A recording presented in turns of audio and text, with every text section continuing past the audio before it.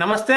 VTV prime point blank కార్యక్రమానికి స్వాగతం. నిన్న చంద్రబాబు నాయుడు గారు ఢిల్లీ పర్యటన సందర్భంగా మీడియా సమావేశం నిర్వహించి మొన్న జగన్మోహన్ రెడ్డి గారు నిర్వహించిన మీడియా సమావేశానికి ఘాటుగా సమాధానం చెప్తూ అమరావతిని ప్రపంచ స్థాయి రాజధానిగా తీర్చిదిద్దుతాను హైదరాబాద్ కి ధీటుగా అని చెప్పి అన్నారు. అంటే హైదరాబాద్ ని తీర్చిదిద్దడానికి కొన్ని శతాబ్దాలు పట్టింది రాజధానిగా, అలానే అమరావతిని రాజధానిగా తీర్చిదిద్దడానికి కొన్ని దశాబ్దాలు పడుతుందా లేదంటే శతాబ్దాలు పడుతుందా అనే దాని మీద మనతో మాట్లాడడానికి మనతో పాటు ఉన్నారు ప్రత్యేక హోదా విభజన హామీల సాధన సమితి అధ్యక్షులు శ్రీ చలసాని శ్రీనివాస్ గారు. నమస్తే శ్రీనివాస్ గారు. అందరికి నమస్కారం అండి. దీని మీద మీ మాటల్లో ఒకటండి, అమరావతి అనేది ఖచ్చితంగా ఆంధ్రప్రదేశ్, విభాజిత ఆంధ్రప్రదేశ్ ఒక రాజధాని ఉండాలి, అది మధ్యలో ఉండాలి, నీటి సదుపాయాలు ఉండాలని జగన్మోహన్ రెడ్డి గారు చెప్పారు. మేము మాలాంటి వాళ్ళు రాజమండ్రిలో ఉండాలని మొదటగా అనుకున్నా సరే, యాంపుల్ వాటర్, అసలు ల్యాండ్ డిఫారెస్టేషన్ చేసుకోవచ్చు, ప్రభుత్వ భూమి ఉంటుంది అని చాలా అద్భుతంగా విమాన సదుపాయం ఉంది, నేషనల్ హైవే పక్కన ఉంది, రైల్వే లైన్ పక్కన ఉంది, అన్ని అనుకుని మేము అనుకున్నా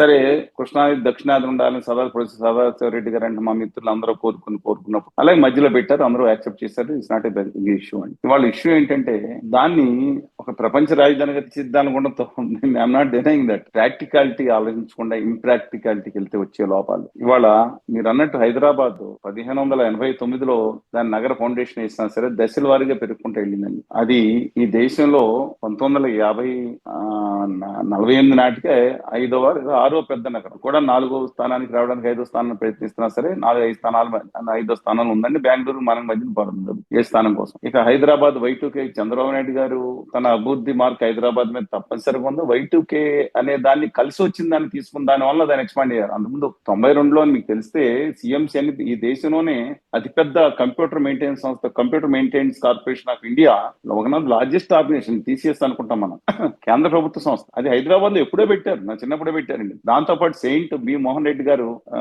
దాని కంపెనీ, ఇప్పుడు సెయింట్ ముందు కంపెనీ ఉండేది ఇన్ఫర్మ్ దాని మీద ఉండే, ఆ కంపెనీ అన్ని ఉన్నాయి. సోలెక్స్ సిస్టమ్స్ అనేది చెన్నై వాళ్ళు హైదరాబాద్ లో పెట్టారు. ముందే software technology park of India Hyderabad లో ఉంది. చంద్రబాబు నాయుడు వచ్చిందో దాన్ని ఇంకా నెక్స్ట్ లెవెల్ తీసుకెళ్లారు. డెఫినెట్ గా ఆయన మార్క్ చరిత్రలో ఉంటుంది. తర్వాత రాజశేఖర్ గారు ఇంకా ముందు తీసుకెళ్లారు, కేటీఆర్ గారు ఇంకా బాగా తీసుకెళ్లారు, రేవంత్ రెడ్డి గారు తీసుకెళ్లారు. ఇక అమరావతి విషయానికి వస్తేనండి, నిన్న జగన్మోహన్ రెడ్డి గారు మాట్లాడిందంటే డెఫినెట్ గా నాకు అభ్యంతరం ఉంది. ఎందుకంటే నాకు కక్షాదింపు అయితే ఎందుకంటే ఇప్పుడు ఒక రాజధాని లోపాలు చంద్రబాబు నాయుడు గారు ఇప్పుడు మేము ఏదో ఒకటి మా మాటలో ఏ రోజు మార్పు లేదండి.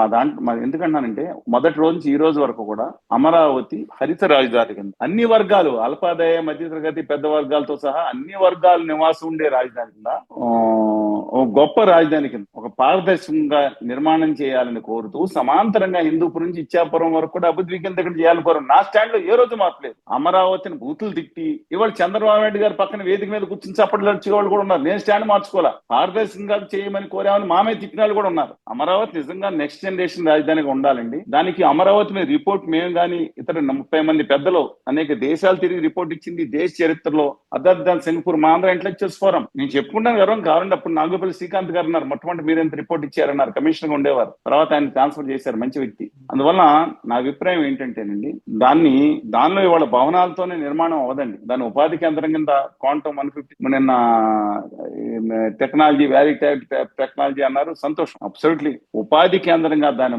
మరల్చి అన్ని వర్గాలకి ఆవాసం ఉండేటట్టు చేస్తే, అంటే ఒక శ్రీకాకుళం నుంచి అనంతపురం వరకు అనేక మంది ఉన్నారండి. వాళ్ళ ల్యాండ్ ఎక్స్టెన్షన్ వాళ్ళకు కూడా ఒక 200 గజాలు ఇవాళ అద్భుతంగా పైప్ లైన్ లో ఏసీ ఇచ్చే సిస్టమ్ అక్కర్లేదండి. వాళ్ళకి మామూలుగా అన్ని సదుపాయాలు, నీటిపారుదల సదుపాయాలు, మురుగు నీటిపారుదల, అలాగే మిగతా ఎలక్ట్రిసిటీ, ఇవన్నీ మంచి రోడ్లు గనక పెట్టి తర్వాత ఒక 3,000-4,000 ఇస్తే గజం వాళ్ళు కూడా కొనుక్కుని అభివృద్ధిలో భాగస్వామి అవుతారు. కూడా ఇంతకుముందు కాంగ్రెస్ ప్రభుత్వం ఆక్షన్ వేసి చూసారా, అలాగే ప్రతి జిల్లాకి ఇస్తే వాళ్ళు సొంత దాన్ని ఫీల్ అవుతారు. అన్ని ప్రాంతాలకి ఇవ్వాల్సిందే. ఒక చిన్న 300 గజాలు కొనుక్కునే స్థితిలో ఉన్నారు అందరూ, చాలా మంది మధ్యతరగతి వాళ్ళు, ఎంప్లాయీస్. అందుకని సరే అది పక్కన పెట్టి దాని ఉపాధి కేంద్రంగా మార్చాలి. కానీ నిన్న జగన్మోహన్ రెడ్డి నాకు అర్థం కాదని ఢిల్లీలో వెళ్ళి మోడీ గారిని అబ్బాయి గారు కలిశారు, వీళ్ళు కలిశారు, గెజెట్ అన్నారు. నేను ఒకటి అడుగుతా ఉన్నాను, గెజెట్ అంటే తెలుసా? విభజన చట్టంలో 108 ఆర్టికల్ ప్రకారం దాంట్లో ఏదైనా మార్పు చేయాలంటే జూన్ 1 3 సంవత్సరాలు 2017 లోపల అవ్వాల్సిందని రాసుంటే, నేను ఆమరణ దీక్షలో ఇదే సమీకి రాష్ట్రం తిరుగుతున్నాం.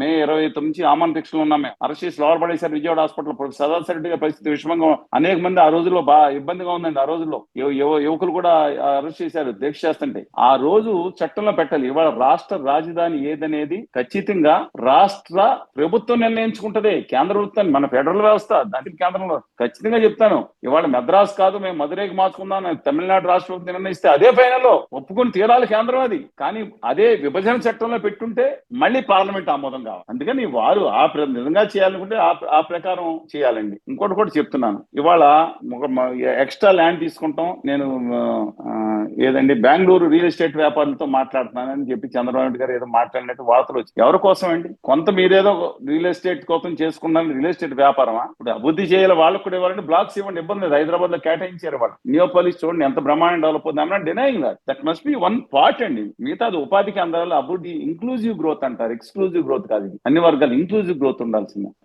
అందువల్ల ఆ విధంగా చేస్తే బాగుంటుంది. వాళ్ళు ఇంకోటి చెప్తున్నా, వాళ్ళ మోడీ గారిని పిలిచారు. ఏమి ఇచ్చారని మోడీ గారు మీకు ఏమన్నా ఐడియా ఉందా? కళ్యాణ్ బాబు గారు పిలిచి కాఫ్లెట్ లాంటి చాక్లెట్, చంద్రబాబు నాయుడు గారికి నేను గుజరాత్ లో ఉండగా ఇద్దరికి గొడవలు మనకు తెలిసి దిగిపోయింది. నువ్వు బాగా పనిచేస్తున్నావు బిస్కట్, ఎండ వేడిమికి బయటికి రావద్దని చెప్పి వాతావరణ శాఖ భయంకరంగా విజ్ఞప్తులు చేస్తుంటే ఆ టైంలో ఆ మండిపోయే బస్సుల మధ్యన 12 గంటల టైంలో నుంచి తోలుకొచ్చి జనాలందరినీ మధ్యదారిలో సహాయ కేంద్రాలు పెట్టి ఎక్కడెక్కడ వైద్య శిబిరాలు పెట్టి వచ్చి శ్వాస పడిపోయిన వాళ్ళని ఆదుకోవడానికి ఓఆర్ఎస్ ప్యాకెట్ సంతోషం ఇవ్వాలి, ఆరెంజ్ ఇవ్వాల్సిందే. కానీ దేనికండి? మోడీ గారు దివ్యమంగళ స్వరూపాన్ని చూపించడానికి. ఆయన వచ్చి ఏమి ఇచ్చారు? వాళ్ళ నెత్తి మీద మాడిపోయిన నెట్ల మీద ఆమ్లెట్ ఒకటి కొట్టిపోయారు. ఒక ఆమ్లెట్ ఒకటి, చాక్లెట్ ఒకటి, బిస్కెట్ ఒకటి పోయారు. ఏమి ఇచ్చారు? 1500 కోట్లు వెంకయ్యనాయుడు గారు 1500 కోట్లు. అంతకుముందు ఆ రెండు ఊళ్ళకి వచ్చింది వేరేలేండి. ఇవాళ వాళ్ళ క్యాపిటల్ మన అమరావతి చేయబోయే సహాయం 1250 కోట్లు. జనరల్ గా మిగతా నగరాలకు 5000 కోట్లు ఇచ్చిన నగరాలకు అది పెద్ద ఇష్యూ కాదండి. అమరావతికి కేంద్ర ప్రభుత్వం ఏం చేస్తుంది? అప్పు తీసుకొస్తాను పరిమితి ఒప్పుకుంది ఇంతకుముందు కాలండి. అంతే తప్ప 15,000 కోట్లు ఉచితంగా గ్రాంటు ఇలా 4 సంవత్సరాలు ఇస్తా ఉన్నట్టు కేంద్ర ప్రభుత్వం బడ్జెట్ విషయంలో మాట్లాడితే గౌరవ పురంధేశ్వరుడు గారు, గౌరవ సీఎం రమేష్ గారు, గౌరవ అందరూ వచ్చి 6 కుండల బద్దలు కొట్టి గ్రాంటు ఎవడుగా మీరు చెప్పింది అన్నట్టు అది అప్పు కాదు, గ్రాంటు సహాయం చేస్తుంది, మా ప్రభుత్వం ఇలాగే చేస్తుందని కొండ బద్దలు కొడితే అప్పు అప్పు బాబు అని చెప్పి క్లారిఫై చేస్తే వాళ్ళు గొంతు మోగపోయింది. గౌరవనీయులు వాళ్ళకి మీ అప్పుతో మీరు కట్టుకుని సావండి అని చెప్తే రాష్ట్ర ప్రభుత్వం ఒకటి చెప్తాను, చంద్రబాబు నాయుడు గారు తెప్పలు పడుతున్నారు, తిరిగి రైట్ ట్రాక్ లో పెడతాను యాక్సెప్టెడ్.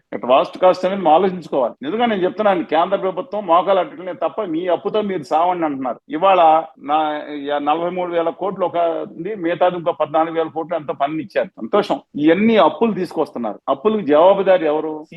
సిఆర్డీకి గ్యారంటీ ఎవరు? రాష్ట్ర ప్రభుత్వం. అప్పులు సిఆర్డీ కట్టుకోవాలండి. సెల్ఫ్ ఫైనాన్స్ ప్రాజెక్టు మిగతా వాళ్ళు ఎవరేమనుకున్నా సరే ఖచ్చితంగా నేను దాన్ని ఆమోదిస్తున్నా. దాని కనుక ఉపాధి కేంద్రంగా చేయగలిగి ఇవాళ ఎంత తగ్గిపోయినా కొన్ని చోట్ల 30,000, 40,000, 50,000 ఇంకా కొంటున్నారు. ఇవాళ ప్రభుత్వం కనుక ఆక్షన్ ఇస్తే ల్యాండ్ ని ఖచ్చితంగా 30,000, 40,000 కొనేవాళ్ళు కూడా ఉంటారండి సెంటర్ ప్రాంతంలో. ఇవాళ దాన్ని ఉపాధి కేంద్రంగా చేస్తే ఎక్కువ మంది రావడానికి ఆస్కారం ఉంది. ఆ అప్పులు వచ్చే పరిస్థితి ఉంది. ఎప్పుడు సస్టైనబిలిటీ ఇండెక్స్ ఉండాలి. ఇప్పుడు సస్టైనబిలిటీ ఇండెక్స్ కనుక మనం సమాంతరంగా వాళ్ళ యాపిల్ తో మాట్లాడుతున్నాము, రాయలసీమలో పెడతారు, హిందూపూర్ లోను, వారొక్కల్ సర్కిల్ లోను అని చెప్తున్నారు లోకేష్ గారు. మంచిదే. అలాగే ఉత్తరాంధ్రాన్ని ఎందుకు నిర్లక్ష్యం చేస్తున్నాం? ఉత్తరాంధ్రలో కూడా అంటే విశాఖపట్నం ఒకటే కాదు కదండి, శ్రీకాకుళం, విజయనగరం అనేక వెనుకబడిన ప్రాంతాలు ఉన్నాయి. అక్కడ ఏఎస్ఆర్ జిల్లా ఉంది, ఎంత వెనుకబడి ఉంది. అందువల్ల అభివృద్ధి వికేంద్రీకరణ చేయాలి. అమరావతిని గొప్ప నా మనసులో చెప్తున్నాను. తెలుగు వాళ్ళకి 21st సెంచరీకి ఒక గొప్ప రాజధాని ఉండాలి. ఎస్ ఉండాలండి, తప్పేంటి? కానీ కొందరి కోసమే కాదు, అందరి కోసం ఉండాలి. చంద్రబాబు నాయుడు గారు చేసిన దాంట్లో నేను ఆ 2,800 ఎకరాలు మాత్రం ఇవ్వలేదండి. ఇంకా వాళ్ళకి 4,800 గజాలు కావాలి. వాళ్ళందరూ వస్తున్నారు అప్పుడప్పుడు. వాళ్ళు ఒక్కొక్క ఎకరం మాకు 30 కోట్లు అయిపోయింది అనుకుంటున్నారు. వాళ్ళ బ్యాచ్ వదిలేసేయండి. రైతులు అనేక మంది నిస్వార్థంగా, నేను కొంచెం స్వార్థం ఉంటుంది కానీ తరతరాలకు వచ్చిన భూమిని ఇచ్చేసారంటే దాంతో అటాచ్మెంట్ ని లాభం పొందుతాను ఉండొచ్చు, కానీ నిజంగా త్యాగం చేశారండి. నేను no second thought in that. వచ్చే లాభం రావచ్చు. వాళ్ళు నేను అడిషనల్ ల్యాండ్ విషయంలో కూడా నేను వైకుంఠపురం మిగతా ప్రాంతాలకు వెళ్ళాను. ఏంటి ఇలా చేస్తున్నారంటే రోడ్డు పక్కన ఉన్న అధిక ల్యాండ్ వచ్చే తప్ప మిగతా వెనకమండల వాళ్ళందరూ మంచిదే కదనుకుంటే ఇది అక్కడ అభిప్రాయం. నేను చెప్తున్నాను, majority by and large barring a few. సంతోషం. అంటే అంత కాన్ఫిడెన్స్ చంద్రబాబు నాయుడు గారు ఇచ్చినప్పుడు ఆయన కూడా కాన్ఫిడెన్స్ ని నిలబెట్టుకోవాలి కదా. ఫస్ట్ 4 సంవత్సరాలు ఏం చేశారండి? ఒక రోజులో రాజధాని నిర్మాణం అయిపోతుందా? ఇందాక మీరు చెప్పినట్లు పోనీ 5 సంవత్సరాలు అవుతుందా, 10 సంవత్సరాలు అవుతుందా? అది ఆర్గానిక్ గ్రోత్ కావాలి. మీకు సోషల్ మీడియాలో చాలా మంది ఇక మీ ఛానల్ కొంచెం ఆర్గానిక్ గా గ్రోత్ అవుతుందని విజయ్ గారు చెప్పారు నాతో. అంటే దాన్ని మనం కొనుక్కోవచ్చు అనమాట. మీకు తెలుసు కదా, సోషల్ మీడియాలో ఈ లైకుల్ని వీటిని కొనుక్కోవచ్చు. అలాగే కొనుక్కునే విధానం ఉంది. ఎన్నాళ్ళు ఆర్గానిక్ గ్రోత్ కావాలి. రావాలి. అందుకని I wish Amaravati best capital with organic growth, అంటే తనకు తానుగా సహజసిద్ధంగా పెరిగే యొక్క గ్రోత్ కి